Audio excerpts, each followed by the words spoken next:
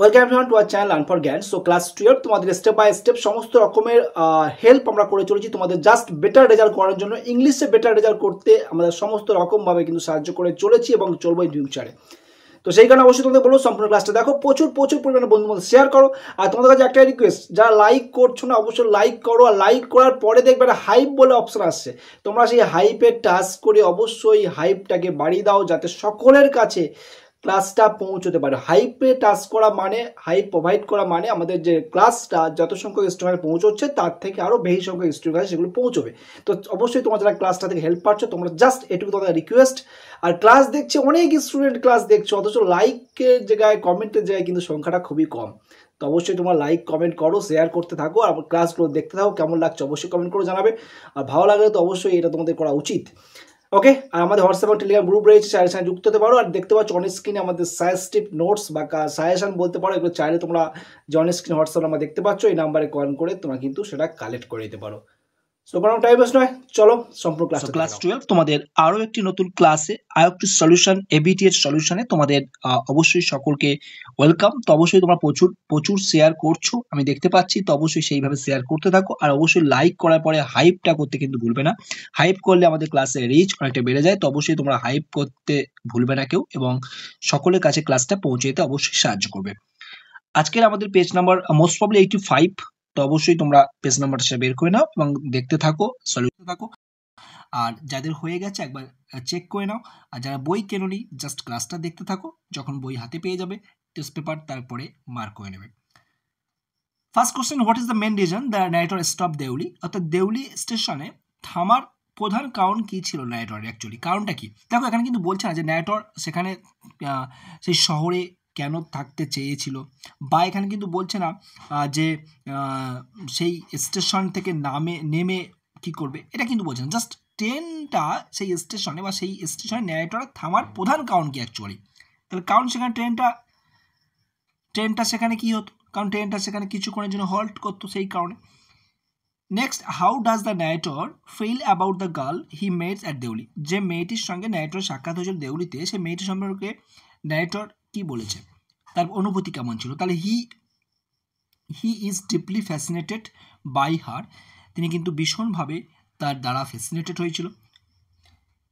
What does the girl at Deoli do for a living? মেয়েটি দেউলি স্টেশনে জীবনযাপন করার জন্য কি করতো? অ্যাকচুয়ালি বেঁচে থাকার জন্য তার কি করতে হতো? সেলিং বাস্কেট বা sell basket. So that is a correct answer. Next, what is the primary theme the night train at Deoli? এই যে short story the night train at Deoli, এই শর্ট স্টোরি প্রাথমিক যে থিম বিষয়বস্তু সেটা কি? Love and longing. Next question, where was APJ Abdul Kalam born? Doctor APJ Abdul Kalam sir উনি কোথায় জন্মগ্রহণ করেছিলেন? তো তোমরা সকলে জানো Rameswaram is the correct answer. তো তোমরা অবশ্যই কমেন্ট করে জানাবে এপিজে আব্দুল কালামের পুরো নেম কি? অবশ্যই তোমরা কমেন্ট করে জানাবে, আমি দেখবো কে আগে কমেন্ট করছে। What did Kalam's father teach him about the prayer? কালামসের বাবা অর্থাৎ ডক্টর কালামসের বাবা ওনাকে নামাজ সম্পর্কে কি শিক্ষা দিয়েছিলেন? উনি শিখিয়েছিলেন it connect an individual to the divine. বলছে উনি বলেছিলেন যে এর মধ্যে কোনো মানে বিশাল যে কোনো কিছু মিস্ট্রি লুকিয়ে আছে তেমন কিছু নয়, বাট এটা কিন্তু একটা মানুষের মনের মিল ঘটাতে পারে অপরের সাথে, এবং ঐশ্বরিক যে ক্ষমতা তার সঙ্গে কিন্তু সংযোগ ঘটাতে পারে যদি সে কনসেন্ট্রেটলি করে কোনো কিছু। What is the central theme of a strong root? Strong রুটের সেন্ট্রাল থিম কি? অবশ্যই ওয়েলথ নয়, টেকনোলজিও নয়। চলো অপশানগুলো দেখি। আর role of spirituality and simplicity in life, অবশ্যই। So C is a correct answer. যে জীবনে স্পিরিচুয়ালিটি, ডিভাইন পাওয়ার এবং সরলতার যে ভূমিকা সেটা কিন্তু এর বিষয়বস্তু। তারপরে নেক্সট, কারণ এটা একটা অটোবায়োগ্রাফিক্যাল রাইটিং, সেখানে কিন্তু মেন জীবনটাকেই তুলে ধরা হয়েছে, এটা খেয়াল রাখতে হবে। পলিটিক্যাল পাওয়ারের কোনো ব্যাপার নয়। Next, what is the central argument between the banker and the lawyer at the beginning of the story, The Bet by Anton Chekhov? Anton Chekhov এর the shortest story, The Bet, এই shortest স্টোরিতে প্রথম যে তর্কটা হয়েছিল ব্যাংকার এবং লয়ারের মধ্যে সেটা কি ছিল, বা সেটা ছিল এই, the effectiveness of solitary confinement versus the death penalty. অর্থাৎ যে আজীবন কারাদণ্ড যেটা হয়, সলিটারি কনফাইনমেন্ট এখানে বলছে, এখানে বলতে মানে একাকিত্ব, যে জীবন আর কি, লাইফ টাইম ইমপ্রিজনমেন্ট কথা একটু বলা হচ্ছে, সেটাই আর তার মৃত্যুদণ্ডের সাথে কিন্তু যে বিতর্ক বেঁধেছিল সেটা। So B is a correct answer. Next রয়েছে, how long does the lawyer agree remain in a voluntary solitary confinement. তিনি কতদিনের জন্য সম্মতি প্রকাশ করেছিলেন? 15 ইয়ার্স। তিনি কিন্তু প্রথমেই কিন্তু 15 ইয়ার্সের জন্য তিনি কিন্তু এগ্রি করে দিয়েছিলেন। What surprising decision does the lawyer make at the end of his confinement. তার এই জীবনদশা, বন্দিদশার জীবনের যে বন্দিদশা ছিল 15 ইয়ার্স, আফটার 15 ইয়ার্স উনি যে ডিসিশন নিয়েছিলেন, যে বিস্ময়কর সিদ্ধান্ত, সেটা কী ছিল বা সেটা কী? তিনি রিজেক্ট করছেন মানিকে, এবং তিনি কিন্তু পালিয়ে যাচ্ছেন বা সেখান থেকে বেরিয়ে চলে যাচ্ছেন শর্ত লঙ্ঘন করার জন্য, কারণ শর্তের চুক্তি ছিল। এবার তোমাদের আমি একটা হোম টাস্ক দিচ্ছি, তোমরা অবশ্যই কমেন্ট করে জানাবে যে তিনি কতক্ষণ আগে সেখান থেকে পালিয়ে গিয়েছিলেন, কমেন্ট করে জানাবে। তাহলে এখানে B is the correct answer, he reject the money and leaves. তিনি সেই অর্থটাকে রিজেক্ট করেছিল এবং সেখান থেকে চলে গিয়েছিলেন। তারপরে কবিতা পাঠে চলে আসি। What is the central theme of casualty. যে কবিতাটা, ক্যাজুয়ালিটির প্রধান যে বিষয়বস্তু অ্যাকচুয়ালি কী, কিসের উপর ডিপেন্ড করে আছে? তো অবশ্যই এখানে প্রথমটাই, ফার্স্টটাই হবে the beauty of nature and childhood memories. এটাই থিম, বিষয়বস্তু, প্রকৃতির সৌন্দর্য বলতে পারো এবং তার শৈশবের স্মৃতি। What creature are seen playing on the casualty. দেখো ক্যাজুয়ালিটিতে এই যে গাছ, সেখানে কোন কোন প্রাণীরা বা প্রাণীদের দেখা যেত আর কি। তাহলে এখানে আমাদের সঠিক আনসার কিন্তু এখানে হয়ে যাবে। দেখো মাংকি তো ছিল না, বাট বাটারফ্লাই নেই, স্কুইরেল নেই, মাংকিস অ্যান্ড প্যারটস নিচ্ছি। সে দেখি যে কারেক্ট আনসার হিসেবে নিচ্ছি, ব্যাবুন্সের পরিবর্তে মাংকিসটাকে আমরা নিলাম। Next, why does the poet feel an emotional connection to the casualty. কেন তিনি ক্যাজুয়ালিটির প্রতি একটা আবেগপূর্ণ সংযোগ অনুভব করেন? তো দেখো এই গাছই কিন্তু তাকে স্মরণ করিয়ে দেয় তার হারিয়ে যাওয়া আপনজনের কথা এবং তার শৈশবকে। তো so B is a correct answer. Next চলে আসি আমরা, how does the poet personify the casualty. কীভাবে কবি এই ক্যাজুয়ালিটিকে ব্যক্ত করেছেন? As a strong wise guardian. তো অবশ্যই এখানে এর দাগ হয়ে যাবে সঠিক আনসার, বাকিগুলো একদমই আসছে না। So that is why we have to choose A. Okay, next চলে আসি 15 number question. What does the poet wish for the casualty at the end of the poem. কবিতার শেষে কবি ক্যাজুয়ালিটি সম্পর্কে কি ইচ্ছা প্রকাশ করেছেন? তিনি ইচ্ছা প্রকাশ করছেন এটাই, that will always be remember and never press. অর্থাৎ তিনি বলছেন যে এই গাছটা সর্বদা স্মরণীয় হয়ে থাকবে এবং নেভার প্রেস, সেটা কখনো কিন্তু শেষ হবে না। দ্যাট মিনস এটা হচ্ছে আনফরগেটেবল মেমোরিজ মতো হয়ে যাবে। So B is a correct answer. Next রয়েছে আমরা, what is the primary theme. Ulysses সমস্ত কিছু তো থিম চেয়েছে, স্ট্রংউডের থিম চাইলো, দ্য বেটের থিম চাইলো, তোমার দ্য নাইটিয়ার দেউলি তার থিম, ইউলিসিসের থিম চাইছে এবং আওয়ার ক্যাজুয়ালিটি, সব কটা কিন্তু থিম চেয়েছে। তো অবশ্যই থিমগুলো দেখে নিও। The desire for adventure and exploration. যে প্রাইমারি থিম ইউলিসিসের যে প্রাথমিক যে বিষয়বস্তু কী ছিল? অ্যাডভেঞ্চার অ্যান্ড এক্সপ্লোরেশন, যেটা কিনা ইউলিসিস চাইতো। He is the legendary hero. How does Ulysses feel about his life as a king. কীভাবে ইউলিসিস তার জীবনটাকে রাজা হিসাবে অনুভব করত?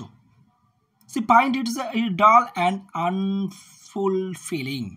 তিনি মনে করতেন এটা এর মধ্যে কোনো নেই, একটা নিরস লাইফ, এটা বেকার জীবন আর কি। অ্যাজ আ কিং তিনি কিন্তু স্যাটিসফাইড নন, তাই কিন্তু তিনি চাইছেন এই জীবন ছেড়ে চলে যেতে, এই লাইফ ছেড়ে চলে যেতে।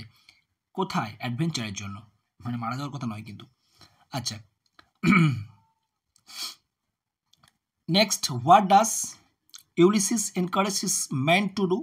তার যে সঙ্গী, তার যে ফেলো কম্পেনিয়ন বলতে পারো, যারা তার সঙ্গে যুদ্ধ করেছিল ট্রজান ওয়ারে, ট্রয়ের প্রান্তরে, সেই সমস্ত মানুষজনকে তিনি আহ্বান করছেন, তাদেরকে সাহস যোগাচ্ছেন কি করতে? embark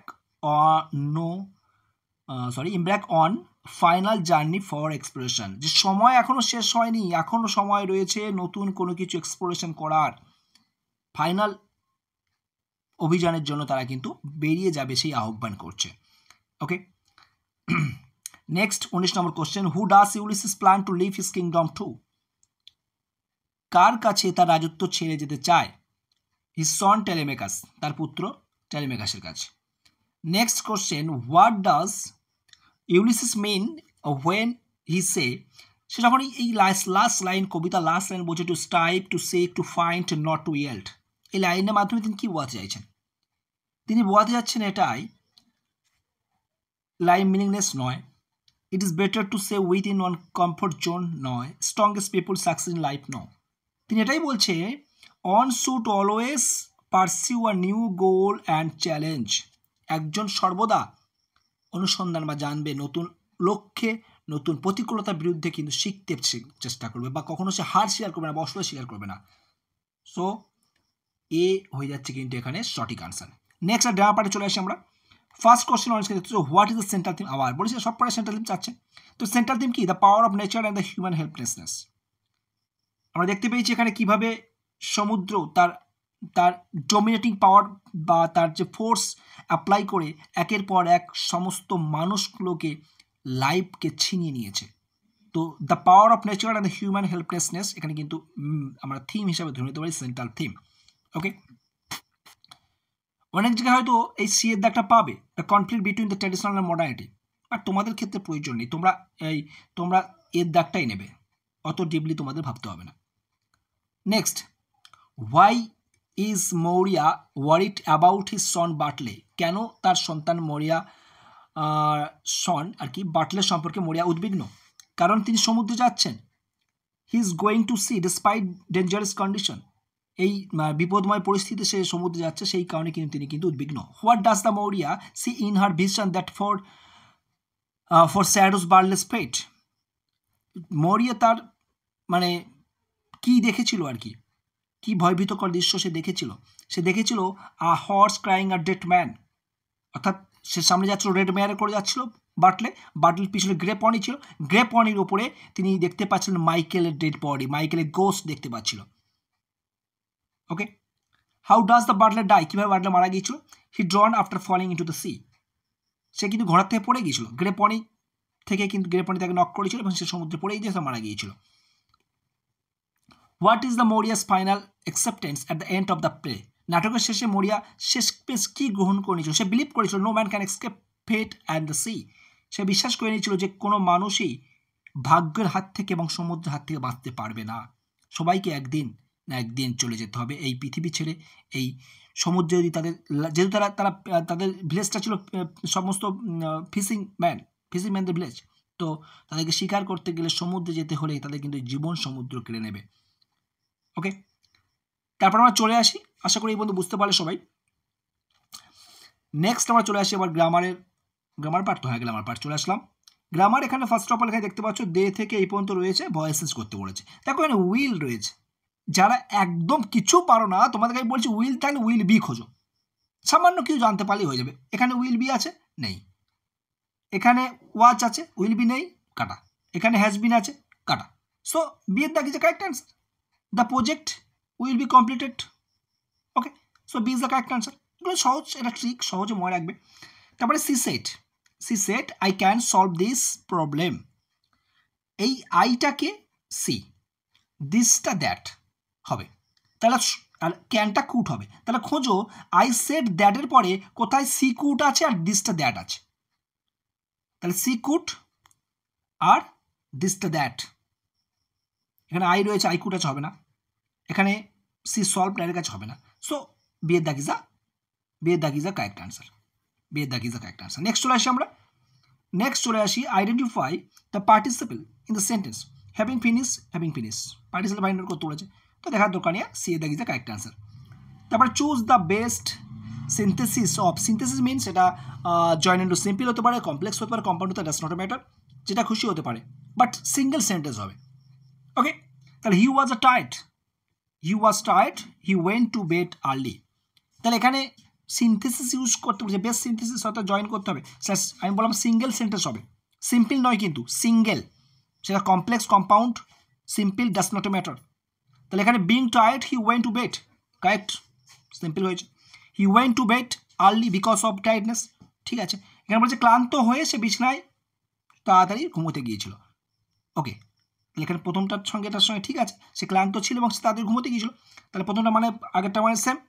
তারপরে হি ওয়েন্ট টু বেড, সে ঘুমোতে গিয়েছিল আর্লি তাড়াতাড়ি, বিকজ অফ টায়ার্ডনেস, তার ক্লান্তির জন্য, ঠিক আছে, কোনো সমস্যা নেই। হি ওয়াজ টায়ার্ড, সে ক্লান্ত, and he went to bed, এবং সে ঘুমোতে গিয়েছিল, ঠিক আছে, সবটাই ঠিক আছে। তো এখানে আমাদের সঠিক আনসার কী হবে? অল অফ দ্য অ্যাবভ, অর্থাৎ সবটাই কিন্তু ঠিক আছে। এখানে আইডেন্টিফাই দ্য ইনকারেক্ট সেন্টেন্স, এর মধ্যে কোনটা ইনকারেক্ট আছে গ্রামাটিক্যালি সেটা আমাদের ফাইন্ড আউট করতে হবে। She is fond of music, একদম correct. She is fond of, is আছে সি এর পরে, ফন্টের পরে অফ রয়েছে, সবই ঠিক আছে, কোনো সমস্যা নেই। He enjoy the party last night, এখানে এনজয়েড রয়েছে, লাস্ট নাইট রয়েছে, ঠিক আছে, পাস্ট টেন্সে আছে, ভিটু রয়েছে, এখানে ভিটু রয়েছে, লাস্ট নাইট ভিটু, ঠিক আছে, কারেক্ট, কোনো সমস্যা নেই। নেক্সট চলে আসি আমরা, they did not went, did not went হবে না, ডিড নট গো হবে। ডিড নট আসলে বা ডু ভার্ব আসলে, ডু ভার্বের পরে কি বসে? ভার্বের V1 বসে, প্রেজেন্ট ফর্ম বসে, তাহলে they did not go to the market হলো কারেক্ট আনসার হতো, বাট এখানে ওয়েন্ট আছে, সেকেন্ড ফর্ম আছে, সো কখনোই সেকেন্ড ফর্ম বসবে না, ডিড নটের পরে V1 বসবে। We have been waiting for an hour, এটাও ঠিক আছে, হ্যাভ বিন আছে, ভার্বের সঙ্গে ING রয়েছে, কারেক্ট। তাহলে এখানে কোনটা ইনকারেক্ট সেন্টেন্স, কোনটা ভুল? তাহলে এখানে বিয়ের দাগ, sorry, C is the correct answer, মানে সি হচ্ছে সঠিক আনসার, কিন্তু এই সেন্টেন্সটা ভুল আছে, ইনকারেক্ট সেন্টেন্স, অর্থাৎ সি হচ্ছে এখানে সঠিক আনসার, সঠিক, বাট ইনকারেক্ট সেন্টেন্স। তারপরে আমরা চলে আসি এখানে নেচার ক্লাইমেট নিয়ে, কিন্তু আমাদের এখানে একটা প্যাসেজ দেওয়া রয়েছে। এখানে central idea of the passage, এই প্যাসেজ সেন্ট্রাল আইডিয়া কি বিষয়ের ওপরে এটা লেখা হয়েছে? তো অবশ্যই the causes effect solution to climate change, জলবায়ুর যে পরিবর্তন তার উপরেই কিন্তু বেস করে, তার কারণ, তার প্রভাব, তার সমাধান নিয়ে কিন্তু এই প্যাসেজটা, so B is the correct answer. Next আমরা চলে আসি, অ্যাকর্ডিং টু দ্য প্যাসেজ, এই প্যাসেজ অনুযায়ী what is the major consequence of climate change, কোন জিনিসটা major consequence of the climate চেঞ্জের যে মানে প্রধান যে প্রভাব সেটা কী? তাহলে এখানে আমাদের সঠিক আনসার হয়ে যাবে, কনসিকুয়েন্স বলতে এখানে তোমাদের কী বলতে, এখানে অ্যাজ আ রেজাল্ট বলতে পারো, এফেক্ট বলতে পারো, যে প্রধান প্রভাব কী পড়ছে এই জলবায়ু পরিবর্তনের ফলে, এই প্যাসেজ অনুযায়ী এর পরিবর্তন কী ঘটছে?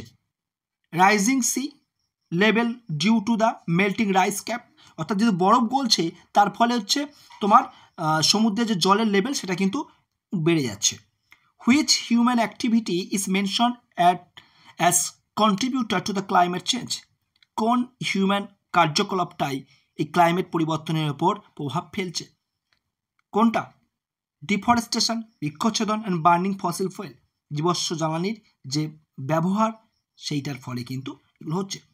নেক্সট চলে আসি আমরা, what does the passage suggest individual can do to help combat climate change, কীভাবে আমরা ইন্ডিভিজুয়ালি সেটা সাহায্য করতে পারি? Take small action like conserving water and reducing waste, আমরা নিজেদের মধ্যে একাভাবে কী কী পদক্ষেপ নিতে পারে, তাহলে আমরা এটা করতে পারি, নিজের থেকেই করতে পারি আমরা, যে ছোটো ছোটো কাজ নিতে পারি, যেমন কনজার্ভিং ওয়াটার, জল সংরক্ষণ করতে পারি, রিডিউসিং ওয়েস্ট, ঠিক আছে, জল ও অপচয় কমাতে পারি, এরকমভাবে বিভিন্ন রকমভাবে আমরা কিন্তু থামাতে পারি। Next 35, what is the one challenge mention in the passage regarding climate change solution, একটা চ্যালেঞ্জ এখানে উল্লেখ করা হয়েছে প্যাসেজের মধ্যে, সেটা কি? Resistance from industries due to economic concerns. তারপরে চলে 36, what does the phrase collective effort, collective effort কি? কালেক্টিভ এফোর্ট মানে একত্রিত একটা প্রচেষ্টা, সেটা কি? তাহলে action taken by multiple group working together, তাহলে অনেক সংখ্যক গ্রুপ মিলে যে সমাধানটা করা হয় সেটা লাস্টে আছে, প্যাসেজে একদম লাস্টে আছে, দেখবে লাস্টের লাইন থেকে সেখানে পেয়ে যাবে। What is misinformation about the climate change a problem? Why is misinformation about climate change a problem? Misinformationটা কেন প্রবলেম ক্রিয়েট করে?